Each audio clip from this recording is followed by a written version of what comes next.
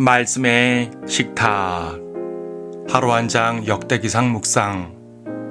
역대기상 제27장.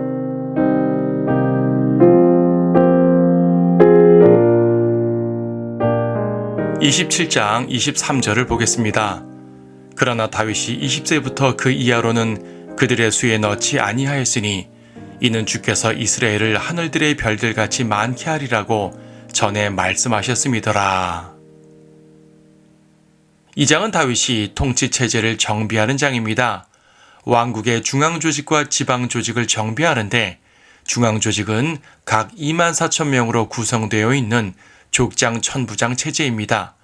사실은 상설 관리와 상비군을 구성해야 하는데 고대에는 오늘날처럼 충분한 군대를 항시로 준비해둘 수가 없었습니다.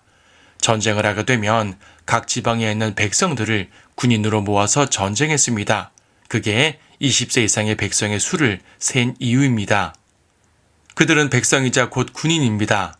하지만 평소에는 생업을 해야 했기 때문에 이들 외에 왕과 도성을 지키는 상비군, 즉 중앙군이 필요합니다.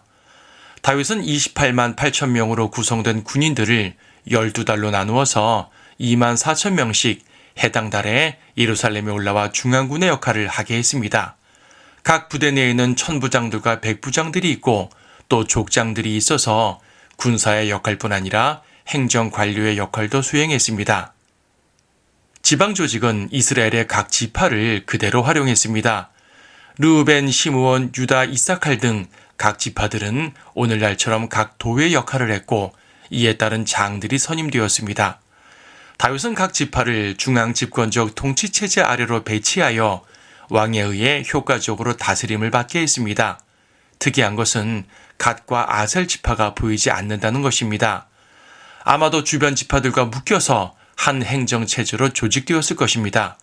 그리고 레위 지파와 그 중에서도 제사장 가문이 강조됩니다. 레위는 원래 다른 지파들과 분리되어 행정체제의 계통을 받지 않았었습니다. 그런데 여기서는 다른 지파들과 함께 이름을 올립니다. 이것은 다윗이 이들을 별도로 관리하고 대우하겠다는 의도입니다. 알다시피 레위 지파는 별도의 유업이 없습니다. 각 지파들 사이에서 땅도 없이 살다 보니 가난해질 수도 있고 소외될 수도 있었습니다. 그래서 신명기에서는 가난한 이웃들을 돌보라는 명령 가운데 레위인들에 대한 말씀도 있습니다. 다윗은 이 모든 것들을 고려하여 그들을 공식적으로 관리한 것입니다. 또한 사독을 아론인들, 즉 제사장 가문의 대표로 삼아 그들을 관리하고 대우합니다. 이스라엘이 신정국가임을 잘 보여주는 것입니다. 그 외에도 왕실의 재산을 관리하는 자들을 임명하고 왕의 상담자들과 서기관, 또 군대의 총사령관을 임명합니다. 이로써 다윗은 통치체제 정비를 완성합니다. 다윗은 이스라엘을 신정국가, 즉 하나님의 나라로 온전히 다스리기 원했고 그래서 하나님의 말씀을 항상 사모하며 또 하나님의 임재 가운데서 행했습니다. 통치체제를 정비하는 가운데 인구조사를 하는 실수도 있었고 그래서 하나님의 심판도 받았었지만 적어도 다윗은 이스라엘이 하나님의 통치를 받는 나라라는 사실은 굳게 믿었습니다. 백성들을 계수할 때도 20세 이하는 계수하지 않았는데 이는 이들이 단지 어려서 싸울 수 없었기 때문이 아닙니다. 어린이와 청소년들을 계수하는 것은 무의미했는데 왜냐하면 그들은 계속해서 번성할 것이었기 때문입니다. 다윗은 하나님께서 아브라함의 씨를 하늘의 별과 같이 많게 하실 것이라고 약속한 것을 굳게 믿었습니다. 다윗의 왕국은 철저하게 하나님의 약속을 믿는 믿음으로 시작되었고 또 그러한 믿음으로 유지되었습니다. 다윗도 인간인지라 종종 실수를 했지만 가능한 한 실수를 하지 않기 위해서 조언자들도 많이 두었습니다. 무엇보다 하나님과 항상 동행하며 그분의 뜻을 물었습니다. 언약궤를 곁에 둔 것도 그러한 의도였고 성전을 짓는 것도 후대 왕들이 계속해서 하나님과 동행하게 하기 위함이었습니다. 온전한 다스림은 하나님과 동행할 때 이루어집니다. 우리 자신을 하나님의 온전한 다스림 가운데 두어야 하겠습니다.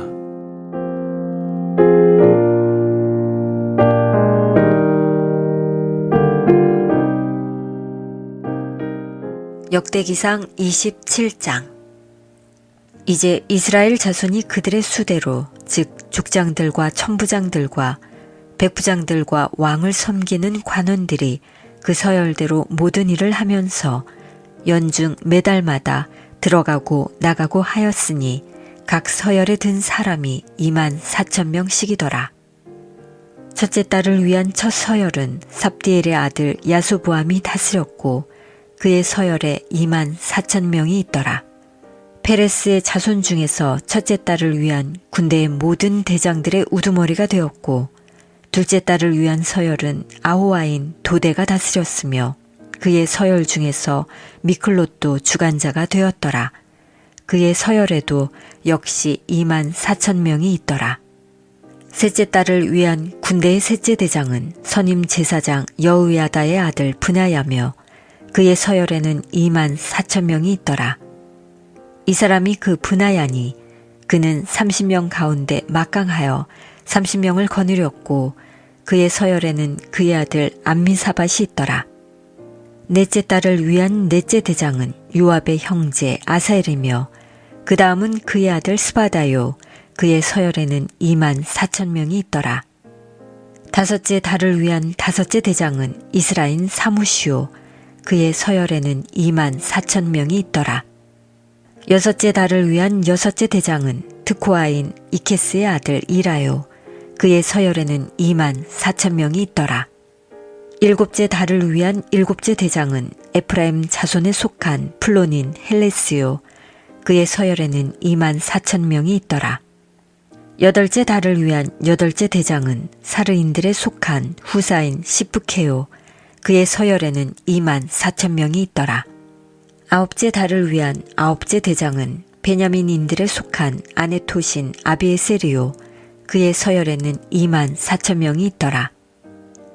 열째 달을 위한 열째 대장은 사르인들에 속한 느토바딘 마하레요. 그의 서열에는 24,000명이 있더라. 11째 달을 위한 11째 대장은 에프라임 자손에 속한 피라돈인 브나야요. 그의 서열에는 24,000명이 있더라. 12째 달을 위한 12째 대장은 온니엘에게 속한 느토바딘 헬데요. 그의 서열에는 24,000명이 있더라. 또 이스라엘 지파들을 다스리는 자들이니 루벤인들의 지도자는 시크리의 아들 엘리에셀이요. 시므온인들의 지도자는 마아카의 아들 스파티아요. 레위인들의 지도자는 크무엘의 아들 하사바요. 아론인들의 지도자는 사독이요. 유다의 지도자는 다윗의 형제들 중 하나인 엘리후요. 이사칼의 지도자는 미카엘의 아들 오므리요. 스불룬의 지도자는 오바다의 아들 이스마야요. 납탈리의 지도자는 아스리엘의 아들 여리모시요. 에프라임 자손의 지도자는 아사샤의 아들 호세아요. 므낫세 반 지파의 지도자는 프다야의 아들 요엘이요. 길르앗에 있는 므낫세 반 지파의 지도자는 스카라의 아들 이또요. 베냐민의 지도자는 아브엘의 아들 야시엘이요. 단의 지도자는 여로함의 아들 아사리엘이니라. 이들이 이스라엘 지파들의 고관들이니라. 그러나 다윗이 20세부터 그 이하로는 그들의 수에 넣지 아니하였으니 이는 주께서 이스라엘을 하늘들의 별들같이 많게 하리라고 전에 말씀하셨음이더라. 수르야의 아들 요압이 계수를 시작하였으나 끝마치지 못하였으니 이는 그 일로 인하여 진노가 이스라엘에게 떨어졌음이더라. 또 그 수가 다윗 왕의 역대서의 기록에 포함되지도 아니하였더라. 왕의 보물창고는 아디엘의 아들 아스마웻이 맡았고 들과 성읍들과 촌락들과 산성들에 있는 창고들은 우시아의 아들 여호나단이 맡았더라. 땅의 경작을 위해 밭일을 하는 사람들을 맡은 자는 클룹의 아들 에스리요. 포도원들을 맡은 자는 라마인 시므이요. 포도주 창고를 위해 포도원의 생산을 맡은 자는 스파민 삽디더라. 낮은 평지에 있는 올리브 나무들과 뽕나무들을 맡은 자는 게델인 바알 하나니요. 기름 창고를 맡은 자는 요아스요. 샤론에서 먹이는 숫대를 맡은 자는 샤론인 시트레요. 골짜기에 있는 숫대를 맡은 자는 아들레의 아들 사파시오. 또 낙타를 맡은 자는 이스마엘인 오비리오, 나귀들을 맡은 자는 메로노신 예드야이며 양떼를 맡은 자는 하겔인 야시스더라. 이들 모두가 다윗 왕의 소유인 재산을 관리하는 자들이더라. 또 다윗의 삼촌 요나단은 상담자요 현자며 서기관이요 학모니의 아들 여히엘은 왕의 아들들과 함께 하였으며 아이도펠은 왕의 상담자가 되었고 아렉인 후세는 왕의 벗이 되니라. 아이도펠 다음으로는 분야야의 아들 여호야다와 아비아달이 있었고 요압은 왕의 군대의 장군이 되었더라.